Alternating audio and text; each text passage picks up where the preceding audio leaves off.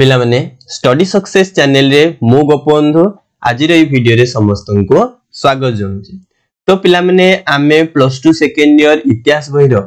11 chapter अर्थात कहया गले भक्ति आंदोलन विषय आलोचना करूथिला। तो सेही भक्ति आंदोलन जे मुख्य पुरुधा थिले कबीर को जीवनी कबीर को बाणी ए सब जिंस आमे आलोचना करि सारिछे। तो पिला माने जो माने भी से वीडियो देखिनो डिस्क्रिप्शन रे लिंक अछि, पिला माने से वीडियो गुडी को देखि दबो। तो आज आमे एही वीडियो रे सेही भक्ति आंदोलन रो अन्य जने पुरुधा जहांको ना होची कोन ना गुरु नानक तांको विषय रे आलोचना करिबा। तो एही वीडियो रे प्रथमे आमे गुरु नानक रो जीवनी विषय रे आलोचना करदबा, तापरे नेक्स्ट वीडियो रे आमे गुरु नानक रो बाणी गुडी को आमे आलोचना करिबा। बुझियला कोन कहली? तो चलो एबे आमे कोन करिबा गुरु नानक रो जीवनी विषय रे आलोचना करिबा। देखो पिला माने गुरु नानक ए जो गुरु नानक थिले ये भक्ति आंदोलन रो अन्य जने कोन थिले कहलो प्रवक्ता थिले।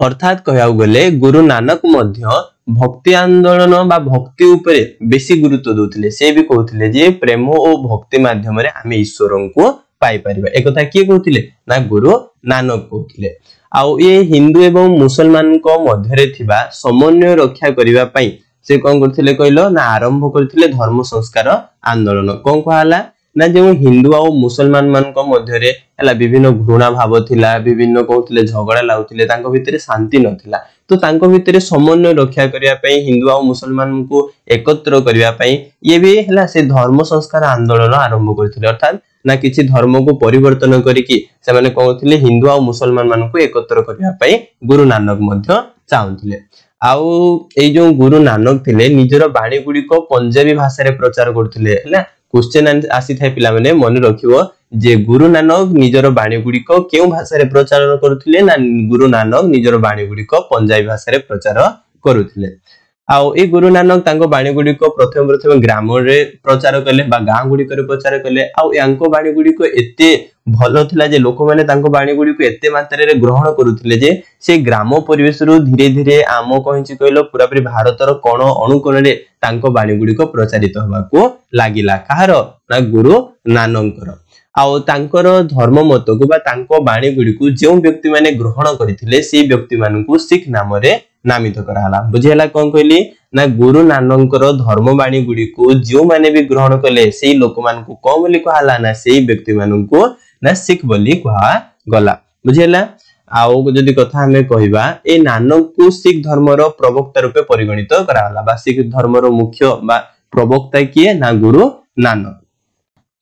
नानकर बाणी आदि ग्रंथ और ग्रंथ साहेब रे सन्निवेशित हिछि। देखो जो गुरु नानक थिले से जांकर जेति की धर्म बाणी गुडी को प्रचार करचंदी से बाणी गुडी को कुथरे लेखा हिछि ना आदि ग्रंथ बा ग्रंथ साहेब बोली गुडे धर्म पुस्तक अछि। तो सेइथिरे तांकर समस्त बाणी गुडी को लेखा हिछि।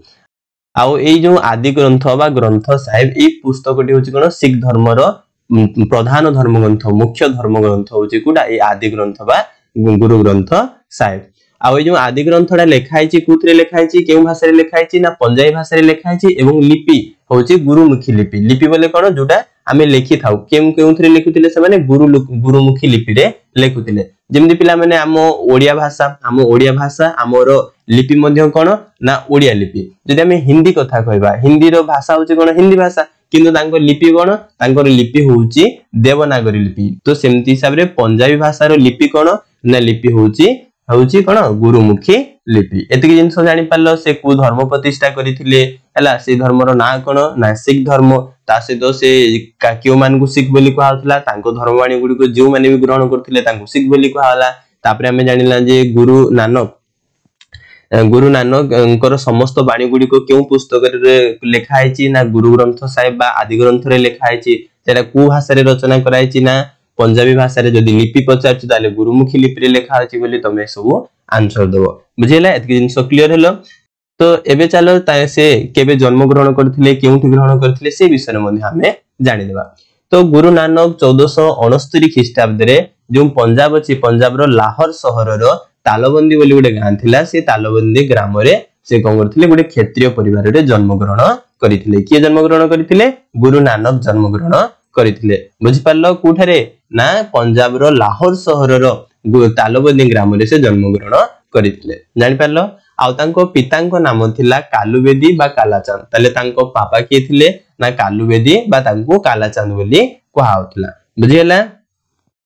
तापरे देखो ए जो नानक थिले नानक को करछन्ती कहलो बाल्य काल रु पाठ पढ़ा प्रति आग्रह नथिला बाल्य काल रु पाठ पढ़ा प्रति आग्रह नथिला बोले से पाठ पढ़िया को पसंद करनथिले तुम कहबो सर हमको ही पसंद लाउनी पिला माने पढ़िया पड़ियो देखो तांकर टिके डिफरेंट स्टाइल अछि कोन से पाठ पढ़ा प्रति आग्रह प्रकाश करनथिले सत किंतु धर्म संबंध रे आलोचना करिवा तांको बहुत बढ़िया लाउथिला धर्म विषय आलोचना करिवा साधु संत मानक सहित कोन करिवा मिलामिशा करिवा ए सब जिंस करिवा तांको बहुत खुशी लाउथिला आनंद लाउथिला हला आ जो सांसारिक मोहमाया अछि सांसारिक मोहमाया प्रति तांकर वैराग्य भाव जात होइथिला तो सांसारिक मोहमाया बोले कोन तम मुंडरे क्वेश्चन उठुतो देखो सांसारिक मोहमाया अर्थ होची विवाह करिवा पिला जन्म करिवा हला सेही कोनची कहलो परिवार लालन पालन करिवा ए जो जीवन यापन को ही सांसारिक जीवन यापन बोली कहाय छै तो ए सांसारिक जीवन यापन प्रति तांकर वैराग्य भाव जात होइथिला से सब जिंस चाहू नथिले तेनु तांको बापा जे कालुवेदी थिले से कोन करथिले बहुत चिंतित होई पडुथिले बहुत व्यस्त होई पडुथिले जे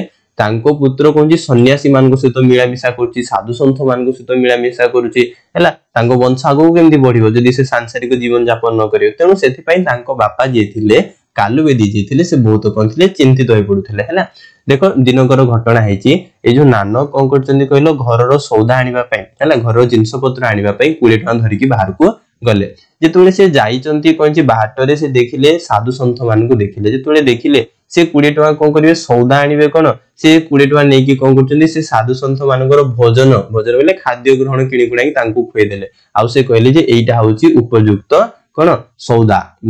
खर्च हला बोली से कोन करचंदी ना ताकू कहले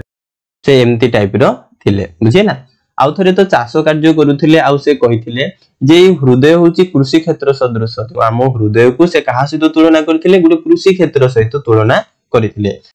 सत्कार्य मंजी रूप रे परिगणित हला से कहउचंदी ना जेमति हमें कृषि क्षेत्र रे मंजी पोती थाउ जदि हम मन रे सत्कार्य आनिबा भलो काम गुडी को करबा भलो भावना आनिबा आउ सेतिरे कहबो कहलो ईश्वरंकर जेतले प्रेम बारी पड़िबो प्रेम बारी बोले प्रेम रूपक बारी प्रेम रूपक वर्षा जेतले ईश्वरंक हबो आउ आलोक पड़िबो ए भूमि सिक्त हबो आउ फल पड़िबो हला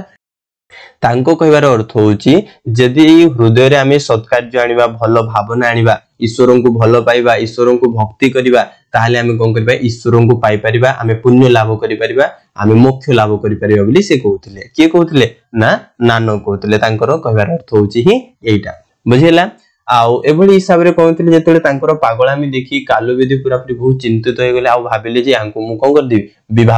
विवाह कर देबी बोले तांको मन परिवर्तन होय जिवो बोली से भाबिले तेनु से कोन करचंदी कहलो ना 18 वर्ष बयस रे हला नानक को तांको पिता कालुवेदी कोन करले सुलखैन बोली नामक जणे झियो सहित विवाह कर देले काहा को विवाह कर देले ना नानक को विवाह कर देले तो तांकर ताबरे जेतले विवाह हो गेले नानक पैसा अर्जन करिया तो नित्यंत आवश्यक तेनु जीविका अर्जन करिवा पई नानक कोन करचंदी कहलो निज पत्नी जे सुलखैन तांको धरि कि से सुल्तानपुर यात्रा कले आउ से समय जे राजा थिले तांको ना होची दौलत खान लोधी तांकर सस्यागार रो रक्षक हिसाब रे से काम कले तो किछि दिन काम करचंदी किंतु तांको मन रे कहलानी कहलो संतुष्टि लागिलानी तांको भल लागिलानी तेनु से चाकरी छाडी देले चाकरी छाडी की जाई कि साधु संत मानक सहित मक्का मदीना हला बहुत जगह एमती धर्म स्थान गुडी को बुलिबा को लागिले आउ सेठु से फेरी की तापरे कोन करचंदी कहलो राबी नदी कूल रे हला राबी नदी कूल रे उडे स्थान थिला करतारपुर हला तो राबी नदी कूल रो करतारपुर ठारे उडे आश्रम स्थापन कले आश्रम स्थापन करी गुरु नानक कोन करचंदी कहलो निजर धर्मवाणी गुडी को प्रचार करबा को लागिले मन रखिबो कोठारे आश्रम स्थापन करिथिले ना राबी नदी कूल रो करतारपुर ठारे आश्रम स्थापन कले आउ तांकर जने शिष्य थिले जांको ना होची मर्दना से शिष्यंक सहित से कोन करचंदी कहलो भारत रे निजर धर्मवाणी प्रचार कले सिख धर्म को प्रचार करबा को लागिले तो एमती हिसाब रे प्रचार करी कुरा की धर्म विषय बुडी रखी तांकर 1538 मसिया रे तांकर देहांत होला बा हमें कहि परिबा तांकर मृत्यु घटिला आ जेतबेले से पृथ्वी रे विदाय नेले से ताहा ठीक पूर्वरु से कोन करचंदी कहलो ना निजर उत्तराधिकारी को बाछि देथिले अर्थात कहया बोले तांको परे से किए हेड हबो सेही तांकर धर्म से कथा मध्ये से कहि देथिले जांको ना होची अंगद जांको ना होची कोन तांकर प्रिय शिष्य अंगद एबळी हिसाब रे तांकर जीवनी रो किछि नामे घटना विषय आलोचना कला तो पिला माने बुझी पारलो जहा को जहा भी डाउट रहउची मते कमेंट रे जणा बुझिला तो पिला माने तमान को जदि हम वीडियो पसंद लाउची तो हम वीडियो को लाइक करो हम चैनल को भी मध्ये पिला माने सब्सक्राइब कर दियो आ तमो संग साथी जो माने भी हम वीडियो विषय जानि नांती तांको हम वीडियो गुडी को शेयर करो बुझिला धन्यवाद।